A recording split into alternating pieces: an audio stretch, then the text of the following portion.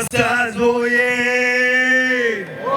Tanzania oye!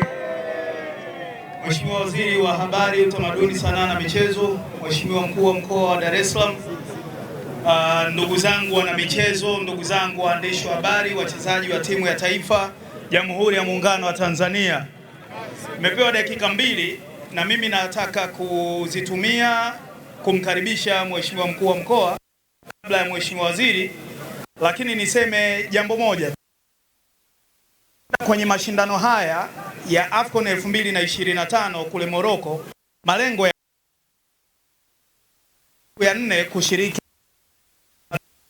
na tulikuwa hatujawahi kushinda hata mchezo mmoja, lakini kubwa, mashindano yote matatu yaliyopita ambayo tulishiriki tulikuwa hatujawahi kuvuka hatua hii ya awali.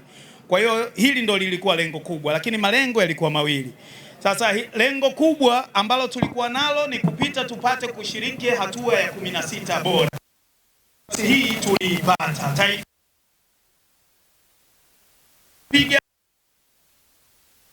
Tumeona kwa macho yetu vijana hawa namna ambavyo wali Tanzania na kuweza kupata nafasi ya kushiriki zenyewe. Kama ingekuwa haki saa hizi pengine tungekuwa tunaongelea robo finali. Sema ndo misuli kidogo, lakini ndo mpira siku zote unakuwa na makando. Lakini hata hivyo ni ishara nzuri kwa vile tunakuja kuandaa AFCON mwaka 2027 na tumeona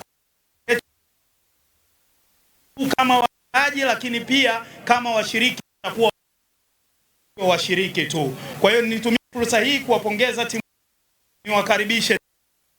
Hamna deni na lile tulilowatuma, kilisha bendera yetu vilivyo na kila mtu anajivunia nyinyi, akiwemo Mheshimiwa Rais Daktari Samia Suluhu Hassan, na ndio maana aliweza kutoa ndege iende ikawaokote wanaye na kuwarudisha nyumbani. Taifa Stars oye! Naomba sasa nitumie fursa hii kumkaribisha Mkuu wa Mkoa wa Dar es Salaam ili aweze kuongea na umati huu wa wanamichezo. Karibu sana Mheshimiwa Mkuu.